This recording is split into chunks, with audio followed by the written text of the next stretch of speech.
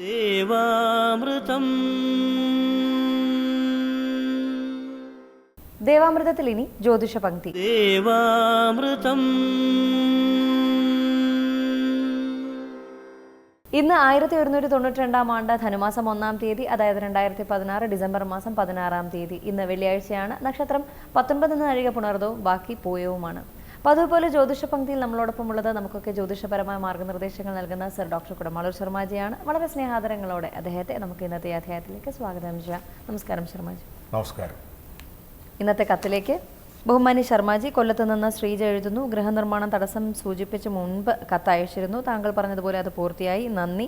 ഞാനൊരു തയ്യൽ കട നടത്തുന്നു. ഇപ്പോൾ വർക്ക് കുറവാണ്. കടയോട് ചേർന്നൊരു കിഡ്സ് വെയർ കൂടി തുടങ്ങിയാൽ നന്നാകുമോ? ഉയർച്ചയ്ക്കായി എന്ത് ചെയ്യണമെന്ന് ചോദിച്ചിരിക്കുന്നു. പൂരുരുട്ടാതി നക്ഷത്രത്തിൻ്റെ ഒടുവിൽ അവസാന പാദം 15 നാഴിക, ഉത്രട്ടാതി നക്ഷത്രം, രേവതി നക്ഷത്രം.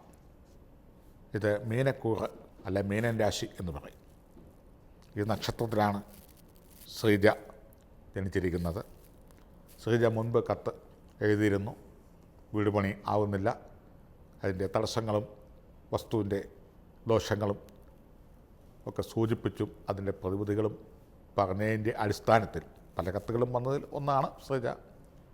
അവരെ ചെയ്തുവെന്നും പരമണി ഭംഗിയായിട്ട് നടന്നുവെന്നും പ്രതീക്ഷിച്ച പണം കിട്ടിയില്ലെങ്കിലും അപ്രതീക്ഷിതമായ സാമ്പത്തിക ലബ്ധിയൊക്കെ വന്ന് ആ പെരപണി ഉദ്ദേശിച്ച പോലെ തന്നെ ഒരാഴ്ചത്തെ ഡിഫറൻറ്റ് വന്നു, പെരപണി തീർന്നു,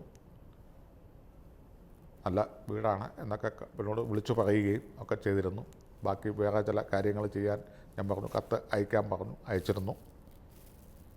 ഈ രാശിക്കാർക്ക് വീണ്ടും ഒരല്പം കൂടിയൊക്കെ ഗൃഹനിർമ്മാണമോ, ഒരു നിലയുള്ളവർക്ക് 2-ാം നില പണിയാനുള്ള യോഗമോ, വർഷങ്ങളായി ഒരല്പം വസ്തു വാങ്ങണം എന്ന് ഉദ്ദേശിക്കുന്നവർക്ക് എന്തെല്ലാം തടസ്സങ്ങളുണ്ടെങ്കിൽ തന്നെയും വസ്തു വാങ്ങാനുള്ള യോഗവും, ഇനി വസ്തുവൊക്കെ അധീനതയിലുണ്ട്, അതിലൊരു പെരവെക്കണം എന്ന് ഉള്ള കാലമായി മോഹിക്കുന്നവർക്ക് വസ്തു വാങ്ങി പെരവെക്കാനുള്ള യോഗവും, അതിന് വേണ്ട സാമ്പത്തിക ലബ്ധിയും ഏതെങ്കിലും തരത്തിൽ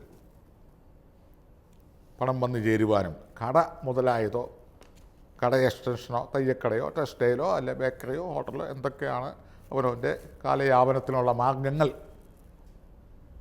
എന്നുദ്ദേശിക്കുന്നവർക്ക് അത് പണിയാൻ ഉള്ള അവസരങ്ങളും ഭാഗ്യങ്ങളും യോഗങ്ങളും, വളരെ കാലമായി മോഹിച്ചിരിക്കുന്ന ഒരു വാഹനം എടുക്കണം എന്നുദ്ദേശിക്കുന്നവർക്ക് വാഹനാദി യോഗവും, വിവാഹം നടക്കാതെ ഇരിക്കുന്ന ഈ രാശിക്കാർക്ക് നല്ല നല്ല പ്രപ്പോസൽസ് വരുവാനും വിവാഹം തന്നെ ഉറയ്ക്കുവാനും ഒക്കെയുള്ള ഭാഗ്യാനുഭവങ്ങൾ നിറഞ്ഞ കാലഘട്ടമാണ് പൂരുരുട്ടാതി നക്ഷത്രത്തിൻ്റെ അവസാന പാദവും ഉത്രട്ടാതിയും രേവതിയും ചേരുന്ന 2 നക്ഷത്രക്കാർക്ക്.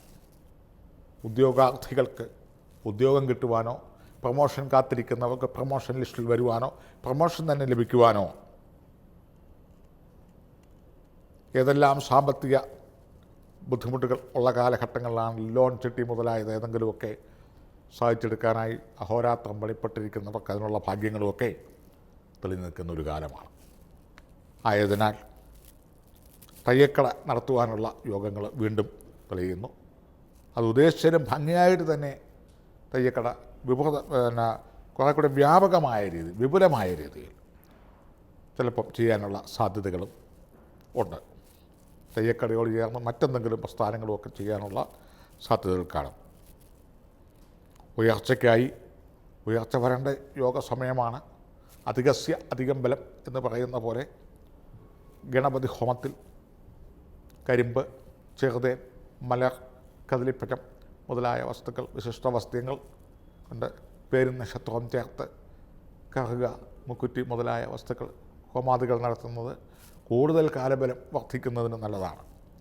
ജന്മനാ ആരോഗ്യമുള്ളവർക്കും കർക്കിടക മാസത്തിൽ കുഴമ്പ് തേച്ച് കുളിക്കുകയും കഷായം, പാൽക്കഞ്ഞി മുതലായത് കഴിക്കുകയും ചുവനപ്രാശം മുതലായ ലേഹ്യങ്ങളൊക്കെ കഴിക്കുകയും എക്സസൈസ്, ജിംനാസ്റ്റിക് മുതലായത്, കളരിമുറകൾ, യോഗ മുതലായതൊക്കെ ചെയ്ത് ആരോഗ്യവർദ്ധനവ് സംരക്ഷിക്കുകയൊക്കെ ചെയ്യുന്നത് പോലെ കൂടുതൽ ഭാഗ്യങ്ങൾ ഉണ്ടാകുവാനും അവസരങ്ങൾ വരുവാനും കാലബലം വർദ്ധിക്കുവാനും ഈശ്വരാനുഗ്രഹങ്ങൾ വർദ്ധിക്കുവാനും ഗണപതി ഹോമം ഈ രാശിക്കാർക്ക് വളരെ നല്ലതാണ്. അതിൽ തന്നെ മഹാഗണപതി ഹോമം, ചെങ്കണപതി ഹോമം, ജഗന്മോഹന ഗണപതി ഹോമം, അതുപോലെ അഷ്ടദ്രവ്യ ഗണപതി ഹോമം മുതലായവയൊക്കെ ഉണ്ട്. അഷ്ടദ്രവ്യം എന്ന് പറഞ്ഞാൽ 8 കൂട്ടം ദ്രവ്യങ്ങൾ പ്രധാനമായിട്ട് കൂട്ടി ചെയ്യുന്നതാണ് ഗണപതിക്ക്. അത് വിശേഷമാണ്. ഒരു ആന കഴിക്കാൻ ഇഷ്ടപ്പെടുന്ന കരിമ്പ്, നാളികേരം, മലകവർ, പഴം, ശർക്കര ഇതൊക്കെ ഗണപതി ഭഗവാന് വളരെ ഇഷ്ടമാണ്.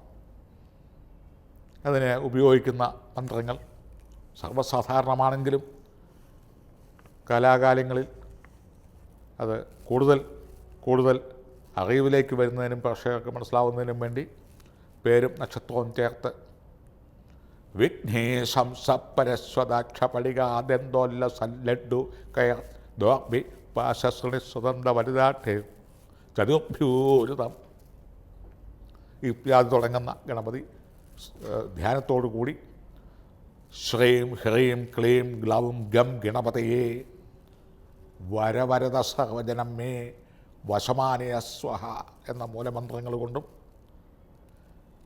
ഗണാനാന്വാ ഗണപതിം ഹവാമഹേ കവിം കവീന ഉപവസ്രവസ്തവം ജ്യേഷ്ഠരാജം ബ്രഹ്മണാം ബ്രഹ്മണസ്പദ ആന സ്വർണ്ണന്യേതിമിശ്രിത സാധനം എന്ന ഉപചാരമന്ത്രങ്ങളെ കൊണ്ടും ഹ്രീം യോഗിനി യോഗിനി യോഗേശ്വരി യോഗ ഭയങ്കരി സഹവസ്ഥാവരജംഗമസ്യ മുഖഹൃദയം മമോശം ആകർഷയാകർഷയ സ്വഹ ഓം ജുംസസ്വഹ എന്നിത്യാദി വിശേഷമായ സ്വയംവര മന്ത്രങ്ങളെക്കൊണ്ടും ഒക്കെ കറുക, മുക്കുറ്റി, അവർ മല, കരിമ്പ് മുതലായ വസ്തുക്കൾ ഹോമിക്കുകയും വിഘ്നേശം സപരസ്വദാക്ഷപടികാത് ദന്തോല്ലസല്ലഡുകയ ദോർപ്പിപ്പാശസനിസ്വതന്ത്ര വലുതാഢ്യവാചിർഭ്യുരതം എന്ന ധ്യാന ശ്ലോകത്തോടു കൂടി ഭഗവാനെ ഏത്തമിടുകയും ഒക്കെ ചെയ്യുന്നതും ഗണപതി ഹോമത്തിന് ശേഷം കരിപ്രസാദങ്ങൾ ധരിക്കുകയും അന്നദാനാദികൾ ദാനം ചെയ്യുകയും ഒക്കെ ചെയ്യുന്നത് ഒന്നുകൂടിയൊക്കെ അഭിവൃദ്ധിക്ക് ദാനങ്ങളാണ്. ഇപ്രകാരമൊക്കെ ചെയ്ത് ദോഷ ശക്തികൾ കുറയ്ക്കുക,